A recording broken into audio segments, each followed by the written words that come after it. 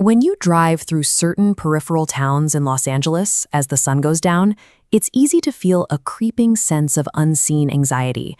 The shadows get longer, the streets get quieter, and you start wondering about hidden risks in the neighborhood. That anxiety is heavily fed by the internet. If you search for affordable housing options in LA County, you will immediately be hit with an overwhelming volume of content labeling these outer towns as completely uninhabitable zones to be avoided at all costs. This creates a paralyzing dilemma.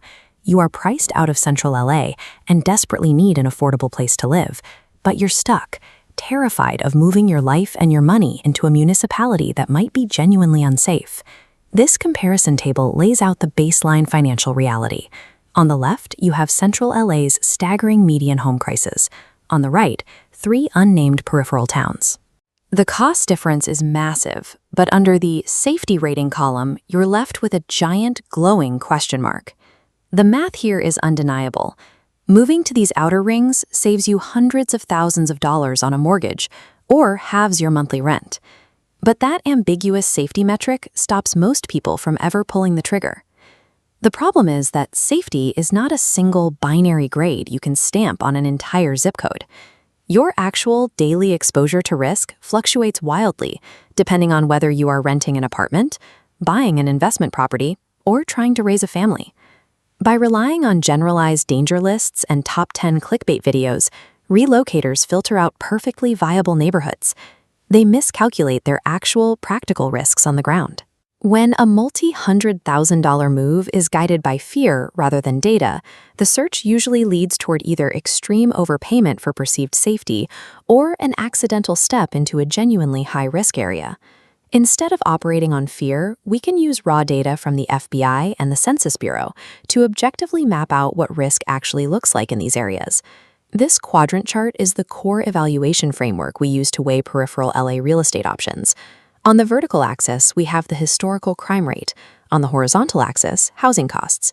To make this work, we have to isolate a crucial variable. We have to separate property crime, like petty theft and vandalism, from violent crime. When we plot dense, walkable peripheral towns on this chart, they almost always land squarely in the high property crime, low housing cost quadrant. Many of these affordable towns earn their dangerous reputations strictly due to inflated property crime statistics. Higher density means more parked cars and more foot traffic, which naturally elevates the raw number of petty thefts. If you eliminate these towns from your search based on those numbers, you will successfully secure a neighborhood where your car or bike is less likely to be tampered with, but you will drastically reduce your affordable housing inventory. You also accept a heavy lifestyle trade-off. Avoiding these areas usually means missing out on vibrant, walkable communities and the kind of deep local integration you only find in dense neighborhoods. The hidden costs of avoiding density pile up quickly. You are looking at a much higher baseline mortgage, increased daily isolation, and a total loss of immediate, walkable local amenities. Over-indexing on generalized property crime stats prices you out of dynamic neighborhoods. You end up paying a heavy premium for a sterile, isolated environment simply because it looks safer on a spreadsheet. If you want statistical safety on a strict budget, the most common strategy is fleeing to the geographic extremes, moving to the deep outer edges of LA County. But that distance extracts a massive physical toll. You face the relentless blur of multi-lane highway congestion, severe driver exhaustion, and the daily grind of an extreme commute. This is the commute versus safety matrix.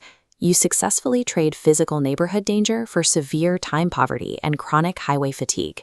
For those who refuse to spend their lives in traffic, there is an alternative strategy, targeting specific, highly localized census tracts. Take a look at this map of a Los Angeles peripheral municipality. Broadly, it flags as red, dangerous. But as we zoom in on the street grid, executing block-by-block diligence reveals distinct, completely safe green census tracts hidden right inside those red borders.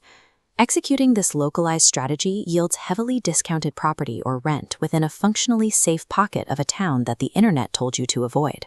Securing these spots requires intense groundwork. You have to visit the specific street at night, talk to neighbors, and pull localized nuisance reports to validate that the green zone is real. The primary risk of the block-by-block strategy is high localized volatility.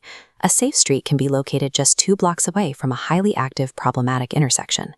Because these transitional census tracts are so volatile, predicting future property resale values becomes incredibly difficult. Your street might improve, or the nearby issues might spill over. Geographical distance buys you statistical safety at the severe cost of your daily time.